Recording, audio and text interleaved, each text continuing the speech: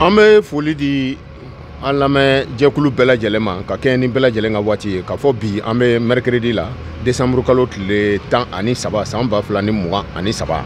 k'a fɔ hali bi an bɛ Mɛnɛkura causerie de graine na an bɛna don sujet min kɔnɔ vraiment a bɛ malien bɛɛ lajɛlen kun kan n'o o ye kuranko ye. Kuranko ɲakila a kɛlen bɛ degun ye bɛɛ lajɛlen ma bɛ n kɛrɛfɛ yan a bɛna da don a la El Bashir n'o ye kunnafonidila ye Mali Actu fana o ɲɛmaa don o bɛna a da don a la walasa min bɛ Mali kuranko la an ka bɔ a kalama kɔsa in na an ka ɲɛmaaba yɛrɛ n'o y'an ka ministre de l'énergie ye a yɛrɛ bɔra ayiwa ka ɲɛfɔli kɛ mais ɲakila ɲɛfɔli nin cayara kojugu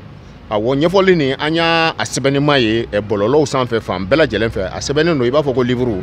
ɲakila bɔlɔlɔ dun sanfɛ an dun bɛ ka min jateminɛ bɛɛ si maaw ka kalan ma ca ten kosɛbɛ ɲakila paresse bɛ mɔgɔw la fɛnw kalanni na ɲakila maa caman ma a faamu mais aw ye dɔɔnin kalan a la aw na aw da don a kumaba la walasa k'a ɲɛfɔ maaw ɲɛna k'a fɔ maaw ɲɛna plateforme 3 o de bɛ an bolo yan minnu bɛ ka nin kunnafoni nin k'a lase aw ma Malikura Web TV ale bɛ yan Cap Mali Plus bɛ yan ka fara Mali Actu kan o fana bɛ yan donc nin plateforme 3 nin o de bɛna nin kunnafoni nin di k'a fɔ an bɛna kunnafoni di walasa bɛɛ lajɛlen bɛ se ka faamuyali sɔrɔ nin kuranko in na cogoya mun na sabula nin ye bɛɛ kungo de bɛ tarde ngonga bamanan ye tiɲɛ fɔ a tɛ tɛmɛ nin kan an bɛ kuma di Mali Actu ma a ka Bashir a ka Bashir bon Bashir ni Bashir bon ayiwa Bashir ni misi Bashir ok BS Jara ka i fo ka Isaka kojugu kɛlɛbaga bamananden ka i fana fo ka foli kɛ ka ɲɛsin an filɛbaga bɛɛ lajɛlen ma nin waati in na Mali kɔnɔ Mali kɔ ka fɛn bɛ ka sɔgɔlen don nin waati in na Cap Mali Plus Malikura Web TV fo ka taa se Mali Actu ma i n'a fɔ Isaka y'a fɔ cogo min na an bɛna kuma bi kuranko kan ka kɛɲɛ ni ministre min ni ale bɛ kuranko kunna ale ka bɔli filanan ye ORTM tɛmɛnen kɔfɛ n'o kɛra kuma ye jabaranin na ni maliden bɛɛ lajɛlen y'o ye nin bɔko filanan ye o ye tali kɛ fɛn min ye sɛbɛnni nɔ ye sɛbɛnni min Isaka yɛrɛ y'a fɔ a kɛra livre ye a kalanni yɛrɛ a ka jan dɔɔni nka o bɛɛ n'a ta an kɔni ye effort ta k'a kalan parce que a bɛ ka kuma min kan o ye gɛlɛya min ni an bɛɛ lajɛlen bɛ a kɔnɔna la nka Isaka ani BS min ye ne tige kosɛbɛ bɔliko filanan in na o de i b'a ye k'a fɔ ko lagosi ni jalaki o taara ka ɲɛsin fɛn min ye kunnafonidilaw ma k'a jira k'a fɔ mɔgɔ minnu bɛ yen nɔ ni olu bɛ ka kuma kuranko gɛlɛya in kan kunnafoni di sɛbɛn kɔnɔna la fo ka taa se bɔlɔlɔ siraw fɛ k'olu ye maaw ye maa minnu bɛ mɔgɔ ka baara la dossier bɛ mɔgɔ minnu contrôle la kuranko gɛlɛya in yɛrɛ hukumu kɔnɔna la ne kɔni bolo en tant que kunnafonidila o yɔrɔnin o ye ne tɔɔrɔ dɔɔnin parce que fo mɔgɔw k'a faamuya k'a fɔ ko kunnafonidila a bɛ yen nɔ bɛɛ de kama a ka baara de don ka kunnafoni k'a ɲini k'a cari actualité min n'o bɛ jamana kɔnɔna la ka kuma o kan sanga ani a ka waati dɔ kun kɛra kuranko kun basigilen don kunnafonidilaw y'a fɔ n'a ma ɲa ko a gɛlɛyara fɛnɛ a fɔli kunnafonidilaw fɛ o fɛnɛ man kan tɛ ka kɛ baasi ye o man kan tɛ ka kɛ ko mɔgɔ dɔ bɛ ka i sara walima k'i bɛ mɔgɔ dɔ juguya la sabula an bɛ don min na i ko bi anw ye kunnafonidilaw ye a gɛlɛya a bɛ mɔgɔ minnu kan olu de bɛ se an ma n'u m'an wele u yɛrɛ bɛ taama ka se an ma k'u ka gɛlɛya ɲɛfɔ an ɲɛna walasa an k'a kuma lafɔ sabula jamana ɲɛmɔgɔ ka se k'a lamɛn nɔgɔya min bɛ se ka kɛ kuranko la ka se ka ta ka ɲɛsin u ma nka ni a kɛra k'a fɔ ko bɛ bɔ a minɛn kɔnɔ ka taa bila minɛn yɛrɛ kɔnɔna la ne kɔni bolo o ye waleya min cɛ man ɲi jamana mara n'i bɛ a la ni tɛgɛrɛ bɛ f'i kun n'i ye baara ɲuman kɛ sɔn ma fɛnɛ ni baara min fɛnɛ jɛngɛn'i bolo critique ka ta ka o fɛnɛ sɛgɛrɛ i ka jɛn n'o fɛnɛ parce que o de b'a to i b'i ka mara taabolo yɛlɛma min bɛ se ka kɛ fiɲɛbɔda ye jamana kɔnɔdenw ma ni jamana yɛrɛ ma n bɛ dan yan nɔ fɔlɔ sani an ka don babu tɔ kɔnɔna la. Bashir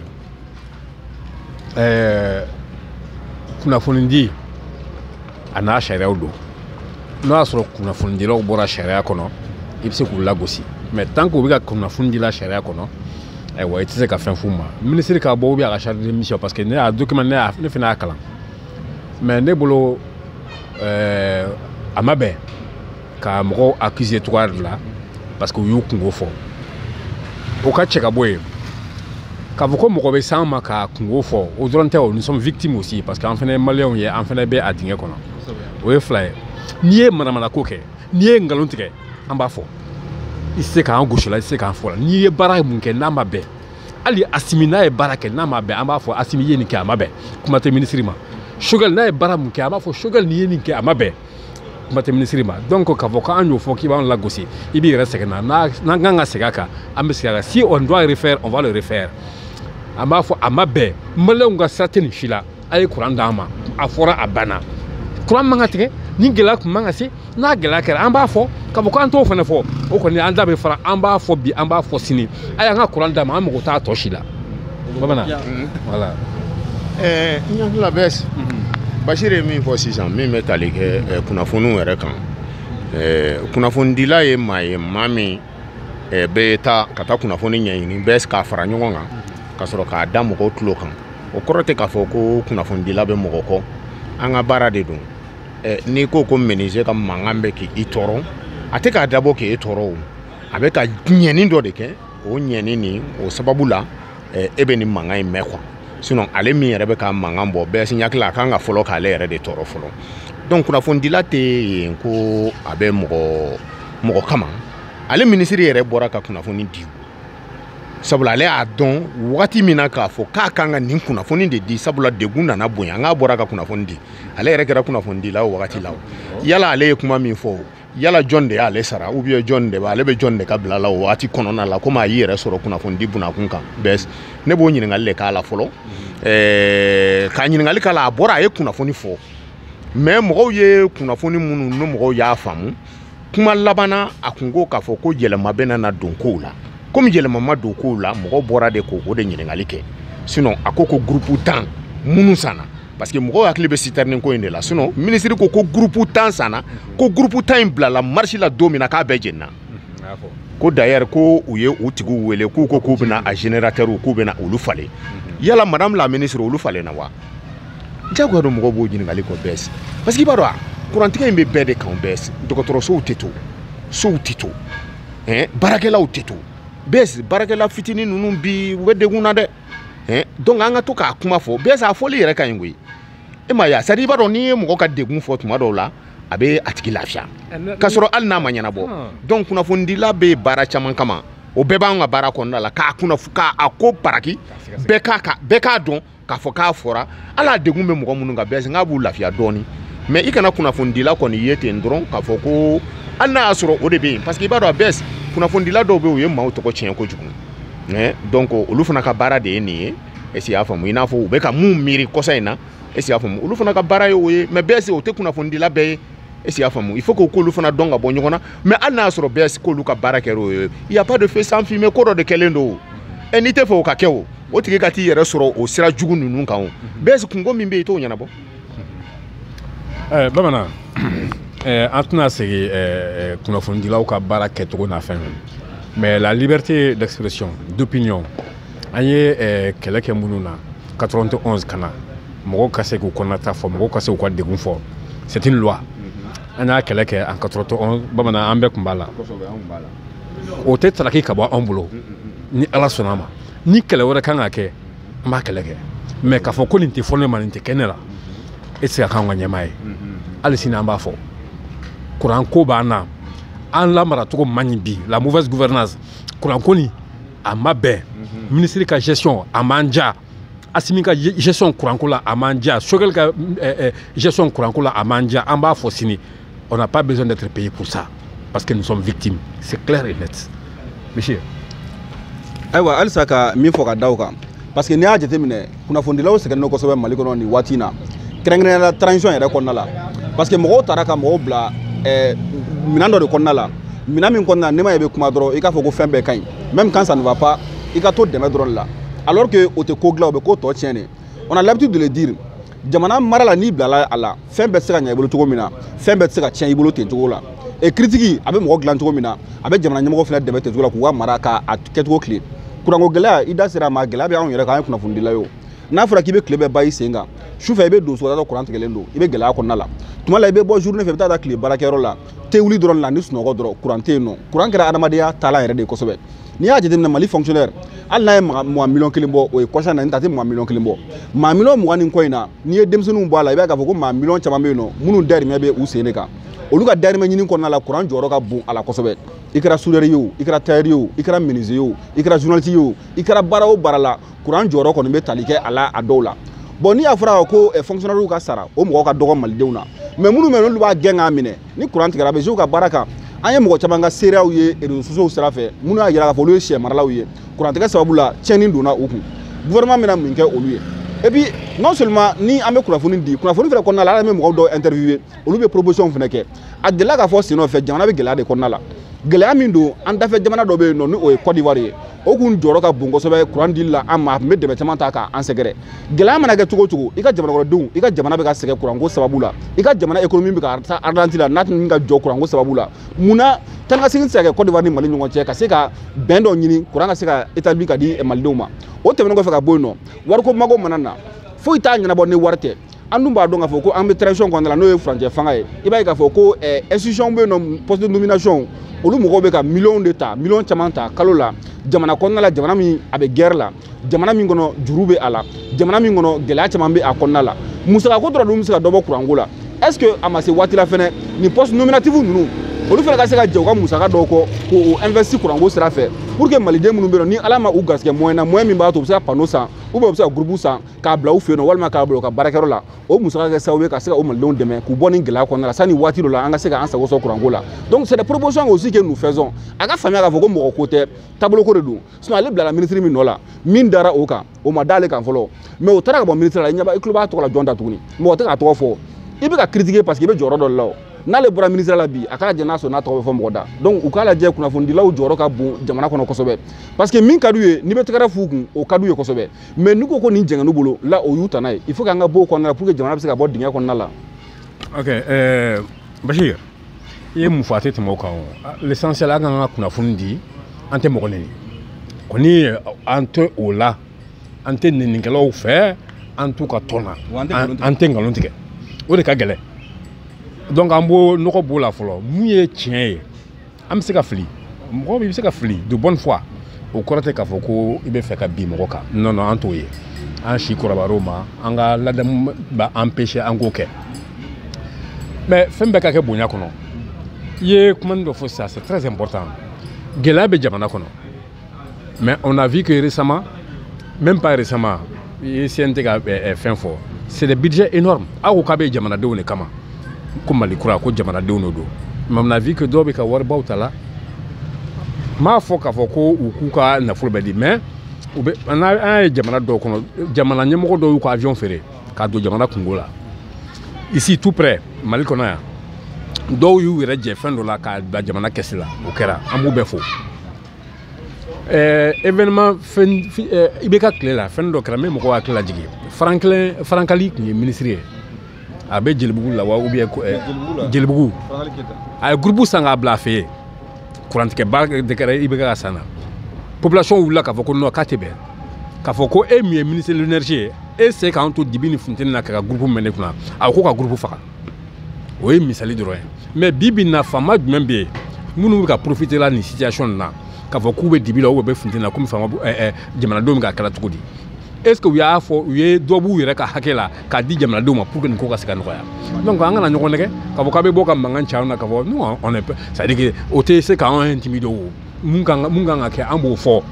n'a Assimi aujourd'hui Assimi de kan ka exemple di ka dɔ bɔ a yɛrɛ ka hakɛ la k'a di énergie ma pour que courant ko nin ka se ka nɔgɔya a kan k'a kɛ hali bi on a vu que dɔ farala budget kan institution dɔ ka budget kan dɔ la présidence kɔsa in na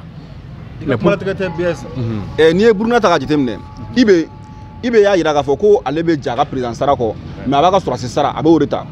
bon CNT équivalent min bɛ Burukina u ye olu ka sara tigɛ k'a fɔ session ni session de ye carburant sɔngɔ o bɛ ta k'a di aw ma donc a bɛ sara session ni session de mais kalo sara ko o banna donc o ye ka o hakililajigin o yɔrɔ la donc olu bɛɛ ye misali ye maintenant n'a bɛ fɛ population ka jɛn n'a ye ka population apaiser ah ouais c'est la résilience ah ouais d'accord an ka sabali ça va aller mais aw ka ko kɛ mun b'a yɛrɛ k'a fɔ ko an bɛɛ bɛ dingɛ kelen kɔnɔ que an bɛɛ bɛ ka effort kelen kɛ la mais dɔw bɛ k'a subi la dɔw bɛ k'a profiter la ça c'est ne bolo o tɛ kosɛbɛ ye ko o fɔli k'o fana bɛna kɛ a dama kɛlɛ ye d'accord ni kɛlɛ don an ka taa fɛ ala kana kɛ kɛlɛ mais ni kɛlɛ don an ka taa fɛ bamanan. bon ne hakili la an bɛ taa ɲɛ hali bi kunnafonidi la an bɛ minisiri a bɔra kɔsa in na a ye min fɔ n'a y'a sɔrɔ Bachir e bɛ a kumaba dɔw dɔn i k'olu dan an tulo kan wala min bɛna ni lafiya ye sabula depuis ne yɛrɛ kɔni ka hakilinata la ne ma kɛ maa ye fɔlɔ ka nin coupure ɲɔgɔn ye ne kɔni m'a ye awɔ ne m'a ye sɔgɔmada t'a la tileganfɛla t'a la sufɛla t'a la weekend t'a la a bɛ tigɛ tuma bɛɛ tiɲɛ na ne yɛrɛ kɔni ma deli ka ni ɲɔgɔn ye Mali kɔnɔ fɔlɔ nin y'a siɲɛ fɔlɔ ye n hakili la n'a fɔra ko ɲɛmaa ko kɔni EDM directeur changera ko siɲɛ joli an t'o da dɔn ministre yɛrɛ changera ko siɲɛ joli an t'o da dɔn DS est-ce que a ma se waati dɔ la sa premier ministre yɛrɛ ka bɔ u kana discours ba dɔ kɛ mɔgɔw ye ayi premier ministre fɔlɔ ayi an mago bɛ premier ministre la fɔlɔ est-ce que y'a faamu o ka bɔ walasa a bɛ se ka jamana kɔnɔdenw sinon a degun ka bon dɛ baarakɛla bɛɛ jɔlen don e ɲɛ tɛ atelier la hali tulo tɛ mankan na bilen a bɛɛ jɔlen don ka sababu kɛ ni énergie ko in ye Bashir ministre bɔra a ye hakili sigi kuma jumɛn fɔ a ka furuku bɔlen kɔfɛ a la a ye min ta ka kunnafonidilaw sɛgɛrɛ o bɔlen kɔfɛ a la e ye mun faamu a ye min fɔ la min bɛ se ka na ni lafiya ye an lamɛnjɛkulu bɛ se ka min faamu k'a fɔ ko yala lumière in bɛna don jumɛn de a da magara o yɔrɔ dɔw la ou bien degun nin dɔ bɛ bɔ a la waati jumɛn an bɛ se k'a fɔ a ka nin bɔli filanan fana kɔnɔna la n'an bɛ se k'o fana logo fana sortie raté min ni ORTM ta fana fusara ni min fana ye hali a ye da tun bakuruba minnu na an bɛ se k'a fɔ yɛlɛmaba ma don a la ani ORTM ta cɛ kan parce que juste n ko yɛlɛmaba ma don a la mun na parce que a bɛɛ ye jigisigi kuma ni hakilisigi kuma de ye k'a da o kan donc ko kura min n'o yera a kɔnɔna la o ye jalaki min taara ka bin kunnafonidilaw kan sinon kɔrɔfɔ minnu bɛ a kɔnɔna la o ye u bɛ ka mesure minnu sigi sen kan mesure minnu bɛ se ka kɛ sababu ye maintenant ka se ka tajiko wo groupe ko wo ani kiriko wo sɛbɛnnikɛra olu de la kosɛbɛ quoi donc i b'a ye k'a fɔ ko toujours c'est la même musique donc taji ko in a ye mun fɔ o la komi a fɔra ko taji de tun bɛ ka siɲɛ kosɛbɛ mais hali o fɛn na juste ko kuma de bɛ ka fɔ la quoi tribunal ko kuma de bɛ ka fɔ o la ani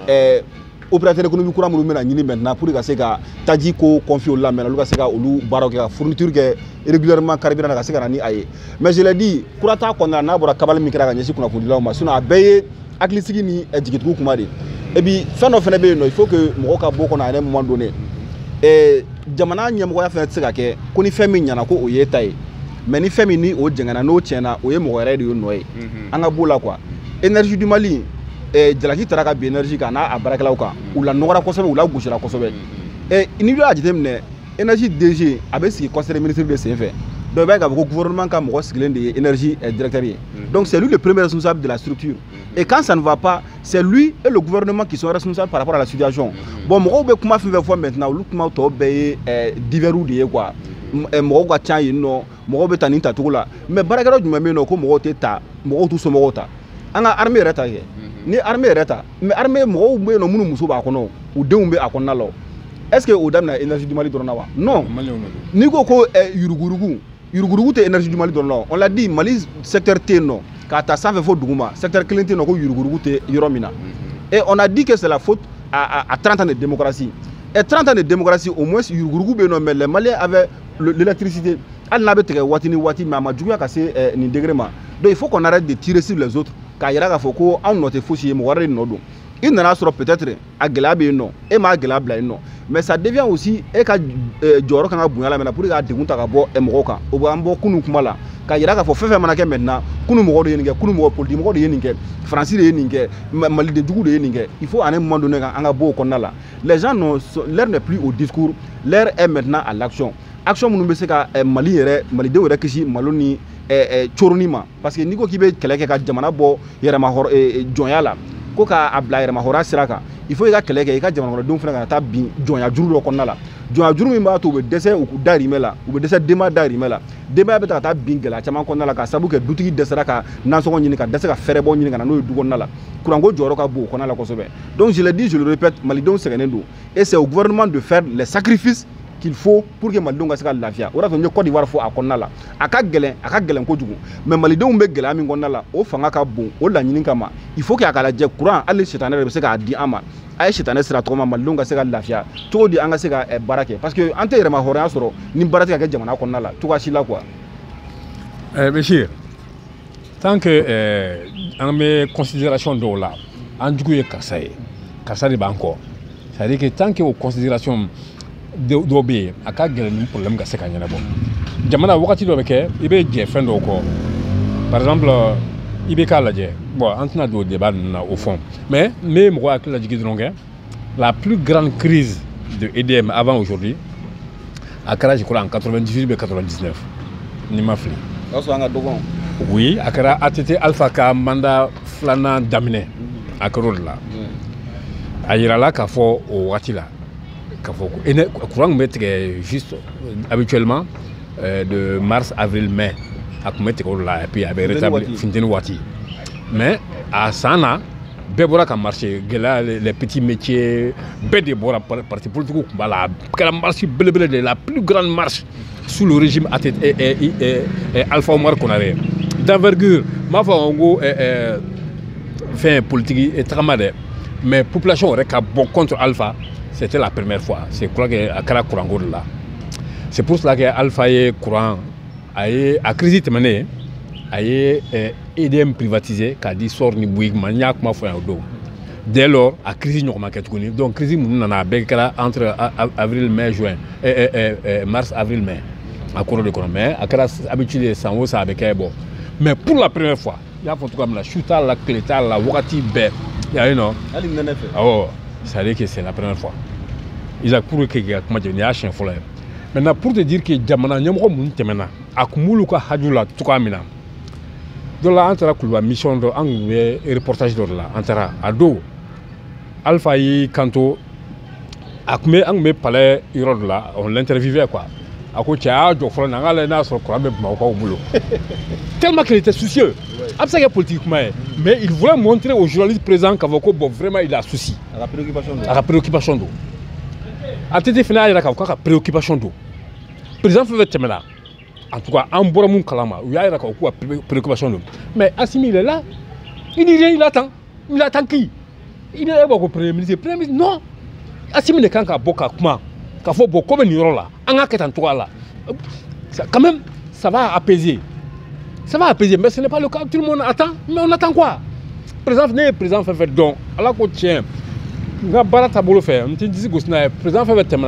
nous interviewer. Bon, je ne parle pas des présidents de transition. Maintenant, les présidents démocratiquement élus, nous j'ai compris qu'on a ni donné familial là. Mais pour les bananes, il y a des souffrances là, dogodo. J'ai pas vu un responsable du pays, que ce soit CNT, que ce soit la présidence de la République. Personne ne sort pour dire aux Maliens, pour casser les Maliens fait. La seule personne qui sort, c'est pour insulter les Maliens, pour leur dire non, non, non, vous ne devrez pas faire ce niveau-là. Mais c'est vrai que ça, c'est quel Malikoura?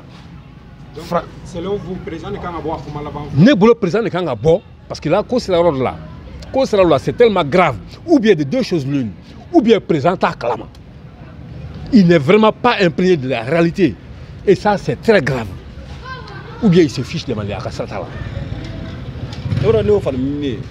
C'est-à-dire tellement que jamana konna la tellement que mogo ka kulukulu be chaya bollo sira ni fe parce que bollo e kukura la olu kunta alpha clé la mais tant que kulukulu be fambe fait soutien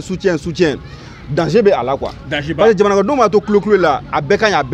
avec ça oublier jamana marabaga aba klo gere jamana do nga kulu kama aba nya fie jamana do nga gela yelima donc a refene ba ka fo ko a beba la ko akain donc akain lui aussi il reste dans son coin, il se repose tranquillement. Pendant qu'en réalité, les gens qui ça va, ou bien couler bollo ça va, mais nous beguerena, ou vous plaignez courant galère, ou vous plaignez sécurité ni fin chamaï gela chamaï, mais nous besoin bollo là, ou bien couler ko faire bécain. Voilà ça, warka soro, voilà ça joro ka soro, voilà ça toko ka soro. Mais alors que oui rebar donc faut que tiens là, ça ne va pas du tout. Donc il faut à un moment donné que jamana nyemo, nous au président, allez ka bo allez ka kuma parce que transition sur le niveau de la saison. Il va y jusqu'à présent, le président Assimi, Malien a crédibilité à Kalisa. Ali par le passé, Kodo Glara, Assimi Manaboka, le président Assimi Nabora Kumadro, il va me rebout de Soufara. Et moi je pense que pour un coup, au Gelaka Bongo,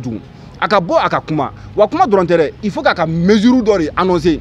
Peut-être un Siente Okuma Minfo, Aka annoncer qu'à Voko Siente Saratera, c'est son Mobe Sara, Amena Warto focalisé Kurangoka, voilà ça Maldonga Lafia. Gouvernement n'a pas mis ta calola, amène frère réduit quand nous faut nina. En un mot, quand état ka terrain de vie ka to réduit pour que ça ka investir malon ka lafia et au qu'on là. Je pense que malon mo au là quoi. Sinon mo fait avec couler, ko ça va.